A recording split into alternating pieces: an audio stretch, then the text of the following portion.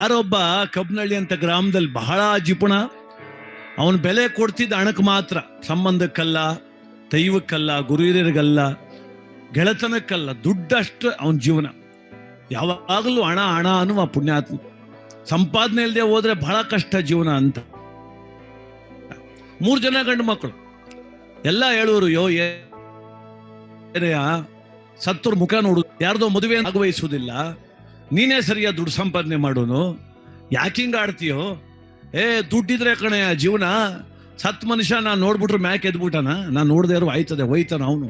ಬದುಕಿರು ದುಡ್ಡು ಮಾಡ್ಬೇಕು ನಾವು ಅಂತ. ಯಾರೋ ಒಬ್ಬ ಹೇಳದ್ನಂತೆ, ಹಿಂಗ ಆಡ್ತಿದ್ಯಲ್ಲ, ಸತ್ತಾಗ ಎದೆ ಮೇಲೆ ದುಡ್ಡು ಮಡಿಕ್ ಹೋದಿಯ ನೀನು ಅಂತ. ಅದಕ್ಕೆ ಇವನನ್ನಂತೆ, ನೀನ್ ನೋಡ್ಕೋ, ನಿನಗಿನ ಮೊದಲೇ ನಾ ಸತ್ತೋದ್ರೆ ದುಡ್ಡು ಎದೆ ಮೇಲೆ ಮಡಿಕೊಂಡೇ ಹೋಯ್ತೀನಿ ಅಂದ ಅವನು. ಆಯ್ತು ನೋಡ್ತೀನಿ ಅಂದ ಅವನು. 2ನೇ ಮಗ ಮೈಸೂರಲ್ಲಿದ್ದ, ಇವನು ಅವನಿಗೂ ಫೋನ್ ಮಾಡ್ದ, ಅಣ್ಣ ಬಂದ್ಬಿಡು ಅಪ್ಪಂಗೆ ಹುಷಾರಿಲ್ಲ ಅಂದ. ಏನಾಗದೆ ಅಂದ. ಅದೆಲ್ಲಕ್ಕೋ ಹೊಡೆದು ಬಿಟ್ಟಿತ್ತಲ್ಲ, ಈಗ ಸ್ವಲ್ಪ ಯಾಕೋ ಜೀವ ಹೋಗ ಬರೋ ಜೀವ ಆಗ್ಬಿಟ್ಟದೆ, ಇನ್ನೇನು ಕೊನೆಗಾಲ ಅಪ್ಪನಿಗೆ ನೀನು ಬಂದ್ಬಿಡು ಅಂದ. ಅದಕ್ಕೆ ಅವನಂದ, ಕೊನೆಗಾಲ ಅಂದರೆ ಹೆಂಗೆ ಅಂದ. ಅಲ್ಲ, ಕೊನೆಗಾಲ ಅಂದರೆ ಕೊನೆ ಕ್ಷಣ ಅವನಿಗೆ, ಅದೇ ಉಸಿರೆಲ್ಲ ಹೆಂಗೆ ಎಳಿತಾವನೆ ಅಂದ ಅವನು. ಸ್ವಲ್ಪ ಮ್ಯಾಕ್ ಎಳಿತಾವನ್ ಕನ್ನಣ ಅಂದ. ಹೌದಾ, ಕಣ್ಣು ಹೆಂಗೆ ಬಿಟ್ಟವನೆ ಅಂದ ಅವನು. ಕಣ್ಣು ಸ್ವಲ್ಪ ಮ್ಯಾಕ್ ಬಿಟ್ಬಿಟ್ಟವನೆ ಅಂದ. ಅವನು ಯಾಕೆ ಅವೆಲ್ಲ ಕೇಳ್ತಾವನೆ ಅಂದರೆ, ಈಗಲೇ ಯಾಕೆ ಹೋಗಾನೆ, ಸತ್ ಮೇಲೆ ಹೋಗುವ ರಾಜು ಹೊಂಟೋಗ್ಬಿಡ್ತವೆ ಅಂತ ಆ ಪುಣ್ಯ. ಕಣ್ಣೆಲ್ಲ ಮ್ಯಾಕ್ ಬಿಟ್ಟವನೆ ಅಂದವನು. ಹೌದಾ, ಊಟ ಗೀಟ ಮಾಡ್ತಾವನೋ ಏನು ಇಲ್ವೋ ಅಂದ. ಇವನ್ಗೆ ಯಾಕೋ ಕೋಪ ಬಂದ್ಬಿಡ್ತು. ಅಯ್ಯೋ ಬಂದರೆ ಬಾ, ಬರ್ದಾರ ಸತ್ ಮೇಲೆ ಫೋನ್ ಮಾಡ್ತೀನಿ ಬರುವೆ ನೀನು.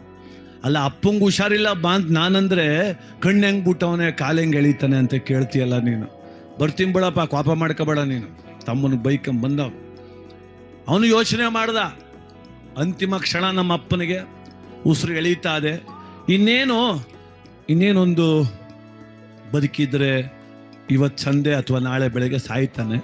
ನಾಳೆಗೆ ಸತ್ರ ನಾಳಿದ್ದು ಮಣ್ಣು ಮಾಡ್ತೀವಿ, ಆಮೇಲೆ 11 ತಿಥಿ ಮಾಡ್ತೀವಿ. ಒಂದು 15 ದಿವಸ ರಜಾ ಸಾಕು ಅಂತ ಅವನ ತೀರ್ಮಾನ. ಅವನು ರಜಾ ಬರ್ದ, ಏನಂತ ಬರ್ದ, ನಮ್ಮ ತಂದೆಯವರು ಕಾಲವಾಗಿರುವುದರಿಂದ, ಸತ್ತೋಗಿರೋದ್ರಿಂದ 15 ದಿನ ರಜಾ ಕೊಡಿ ಎಂದು ಬರ್ದ. ಇವನಂತೂ ಸತ್ತಿಲ್ಲ, ಅವನಂತೂ ತೀರ್ಮಾನ ತಗೊಂಡ, ಗ್ಯಾರಂಟಿ ನಾಳೆಗೆ ಸಾಯ್ತಾನೆ ಅಂತ. ಅವ್ರು ರಜಾ ಕೊಟ್ಟರು. ರಜಾ ತಗೊಂಡು ಬಂದ ಊರಿಗೆ. 1 ದಿವಸ ಆಯಿತು, 2 ದಿವಸ ಆಯಿತು, 3 ದಿವಸ ಆಯಿತು. ಇವನು ಸಾಯ್ತಿಲ್ಲ, ಅವನಿಗೆ ಜೀವ ನಿಲ್ತಿಲ್ಲ. ರಜಾ ಹೋಯ್ತಾವೆ ಅಲ್ಲಿ, ಇವನು ಸಾಯಂಗಿಲ್ಲ, ಯಾರಿಗೂ ಹೇಳಂಗೂ ಇಲ್ಲ ಪಾಪ. ರಜಾ ಹಾಕ್ಬಿಟ್ಟವನೇ 15 ದಿವಸ, ಸತ್ತೋಗ್ಬಿಟ್ಟವನು ನಮ್ಮಪ್ಪ ಅಂತ. 3 ದಿವಸ ಕಳೆದೋಯ್ತು, 4ನೇ ದಿವಸ ಬಂದ್ಬಿಡ್ತು. ತಲೆ ಪಕ್ಕದ ಬಂದು ಕೂತ್ಕೊಂಡು ಅಪ್ಪ ಅಂದ. ಅಂದ ಅವನು. ಅಯ್ಯೋ ಇನ್ನೂ ಸಾಲಿಲ್ವಲ್ಲಪ್ಪ. ತಮ್ಮಂಗೆ ಬೈದ, ಬುದ್ಧಿ ಬೇಡವಾ ನಿನಗೆ, ಯಾಕಣ ಸತ್ತೋಯ್ತವನೇ ಅಂದಲ್ಲೋ. ಅಯ್ಯೋ ಅವತ್ತು ಹಂಗೆ ಇದ್ನಪ್ಪೋ, ನೀ ಬಂದ್ಮೇಲೆ ಸ್ವಲ್ಪ ಪರವಾಗಿಲ್ಲ, ನಾನೇನು ಮಾಡಾನೆ ಅಂದವನು. ನೀನೇನು ಮಾಡಾನೆ ಅಂತೀಯ, ರಜಾ ಹೋಯ್ತಾ ಕುಂತವಲ್ಲ ನನಗೆ ಅಂದ. ಹಂಗಾರ ಒಂದು ಕೆಲಸ ಮಾಡು, ಅಲ್ಲೊಂದು ದಿಮ್ ತಗೊಂಡು ಅಮುಕ್ ಬಿಡು, ಸತ್ತೋಗ್ಬಿಡ್ಲಿ ತೆಗೆ ಅಂದ ಅವನು. ಯಾರೋ ಏನನ್ನೋದಿಲ್ಲ ನಮ್ಮನ್ನ. ಈಗೇನು ಮಾಡೋದು? ಕಡೆಗೆ ಯಾರೊಬ್ರು ಹಿರೀಕರು ಹೋಯ್ತಿದ್ರು ರಸ್ತೆನಲ್ಲಿ, ಬಂದರು ಬಪ್ಪೈಲೆ, ಅಪ್ಪ ಏನು 3 ಜನ ಹಿಂಗೆ ಕೂತಿದ್ದೀರಿ? ಅಣ್ಣ ನಮ್ಮ ತಂದೆಗೆ ತುಂಬ ಸೀರಿಯಸ್ಸು, 8 ದಿವಸ ಆಯಿತು, ಒಂದು ಹನಿ ನೀರು ಕುಡಿತಿಲ್ಲ, ಒಂದು ತನ್ನ ತಿಂತಿಲ್ಲ, ಆದರೆ ಜೀವ ಮಾತ್ರ ಹೋಯ್ತಿಲ್ವಲ್ಲ, ಯಾಕೆ ಅಂತ. ಅದಕ್ಕೆ ಅವ್ರು ಹೇಳಿದ್ರು, ಯಾರಾದರೂ ಮನಸ್ಸಲ್ಲಿ ಆಸೆ ಇಟ್ಕೊಂಡ್ಬಿಟ್ರೆ ಜೀವ ಬೇಗ ಹೋಗಲ್ಲ ಕಣೆ, ನಿಮ್ಮ ಅಪ್ಪನ ಮನಸ್ಸಲ್ಲಿ ಏನೋ ಆಸೆ ಅದೇ, ಅದೇನು ಕೇಳ್ರಿ ಅಂತ. 3 ಜನ ಬಂದು ಪಕ್ಕದಲ್ಲಿ ಕೂತ್ಕೊಂಡ್ರು. ಹಿರಿ ಮಗ ಕೇಳ್ದ, ಅಪ್ಪ ಮನಸ್ಸಲ್ಲೇನಾದರೂ ಆಸೆ ಇಟ್ಕೊಂಡಿದೀಯಾ ಅಂದ. ಹಾಗೆ ಹೇಳ್ದ ಇವನು, ಮೂಕಣಪ್ಪ, ನೀವು ಭಾಷೆ ಕೊಟ್ಟ ಮೇಲೆ ನಾ ಪ್ರಾಣ ಬಿಡ್ತೀನಿ ಅಂದ. ಆತ ಅಣ್ಣ ಅಂದ. 2ನೇನಂದ, ಅಯ್ಯೋ ಮೊನ್ನೆ ಕೇಳ್ಬಿಡುವಪ್ಪ, ರಜಾನಾರ ಉಳ್ಕವಲ್ಲ, ಅದೇನು ಕೇಳೋ ಬೇಗ ಬೇಗ, ನನಗೆ ಹೋಯ್ತಾ ಕುಂತವ್ ರಜಾ ಅಂತ. ಏನು ಆಸೆ ಇಟ್ಕೊಂಡಿದೀಯ ಅಂದ. ಏನಿಲ್ಲ, ನಮ್ಮ 3 ಜನ ಎಲ್ಲ ನನ್ನ ಆಡ್ಕಂತಿದ್ರು, ದುಡ್ಡು ದುಡ್ಡು ದುಡ್ಡು ಸಾಹಿತ್ಯ ಸತ್ತಾಗ ಎದೆ ಮೇಲೆ ದುಡ್ಡು ಮಡಿಕ್ ಹೋದ್ಯಾ ಅಂತ ಕೇಳ್ತಿದ್ರು. ಅದಕ್ಕೆ ನೀವೇನು ಮಾಡ್ಬೇಕು, ನಾಳೆ ಚೊಟ್ಟನೂ ಕಟ್ಸ್ಬೇಡ್ರಿ, ಮೆರವಣಿಗೆ ಮಾಡಿಸ್ಬೇಡಿ, ನನ್ನ ಶವಕ್ಕೆ ಸ್ನಾನನೂ ಮಾಡಿಸ್ಬೇಡಿ, ಸುಮ್ಮನೆ ತಗೊಂಡು ಊರಾಚೆ ಗುಂಡಿ ತೋಡು ಒಳಗಡೆ ಮಲಸ್ಬಿಡಿ, ಮಣ್ಣು ಮುಚ್ಚಕ್ಕೆ ಮೊದಲೇ 3 ಜನ ಮಕ್ಕಳು ತಲಾ 10,000 ರೂಪಾಯಿ ಎದೆ ಮ್ಯಾಕೆ ಮಡ್ಬಿಟ್ಟು ಮಣ್ಣು ಮುಚ್ಚಿಬಿಡಿ, ಸ್ವರ್ಗಕೊಂಡು ಹೋಯ್ತೀನಿ ಅಂದ. ಮಗ ಅಂದ, ನಿನಗೇನು ತಲೆ ಕೆಟ್ಟೋಗದ ಸಾಯಿ ಹೊತ್ತಲ್ಲಿ, ಜನ ಏನಂತ ಬೈದಿಲ್ಲ ನಮ್ಮ, ಹಂಗೆಲ್ಲ ಮಾಡೋಕ್ಕಾಗಲ್ಲ ಅಂದ. ನನ್ನ ಕೊನೆ ಆಸೆ ನೀವು ಪೂರೈಸಬೇಕು ಅಂದ ಅಪ್ಪ. ಆ 2ನೇ ಮಗ ಅಂದ, ಅಣ್ಣ 10,000 ಇಲ್ದರೆ 20,000 ಮಡಗುವ, ಮೊದಲು ಭಾಷೆ ಕೊಡು, ಸಾಯ್ಲಿ, ಅವನು ರಜಾ ಹೋಯ್ತಾವ್ ನನಗೆ ಅಲ್ಲಿ ಅಂದ ಅವನು. ಹೋಗಪ್ಪ ನೀನು ಹಣೆ ಬರ, ಭಾಷೆ ಕೊಟ್ಟೇ ಬಿಟ್ಟು ಹಿರಿ ಮಗ. ಅವ್ನು ತಟ್ಟಂತ ಜೀವ ಬಿಟ್ಬಿಟ್ಟ.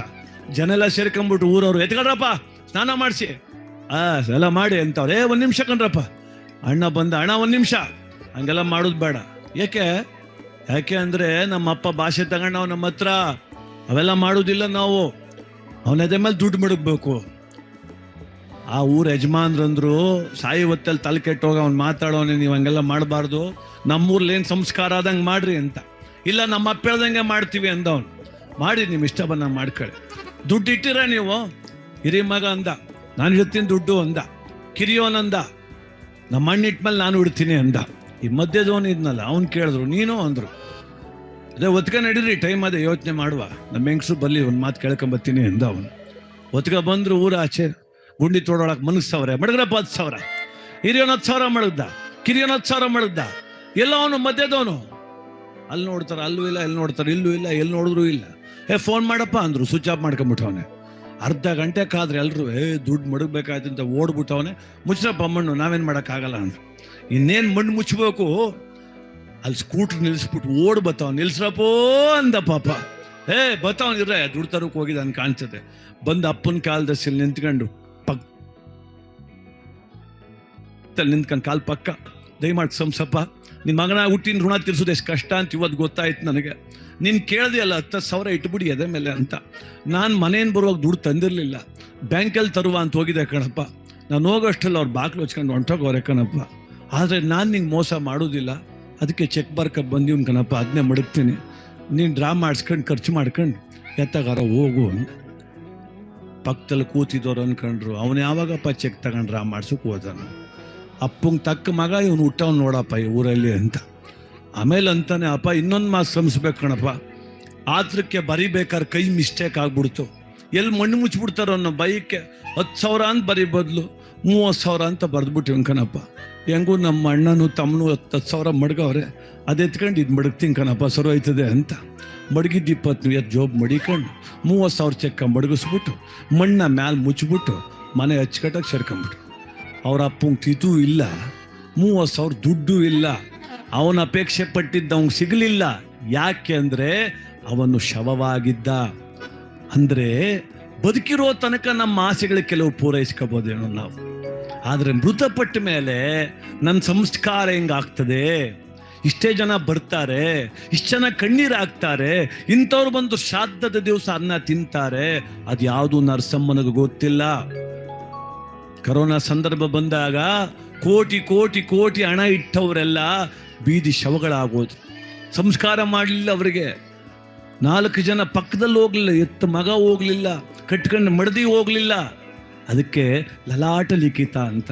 ಆ ಸಂಸ್ಕಾರ ಋಣಾದ ಬಂದ ವಿಶೇಷ. ತಾನೊಂದು ಬಗೆದರೆ ಮಾನವ, ಬೇರೊಂದು ಬಗೆಯುವುದಲ್ಲ ದೈವ, ದೈವದೆದುರು ಜೀವ ಪಡೆಯುವುದು 108 ನೋವ ಅಂತ.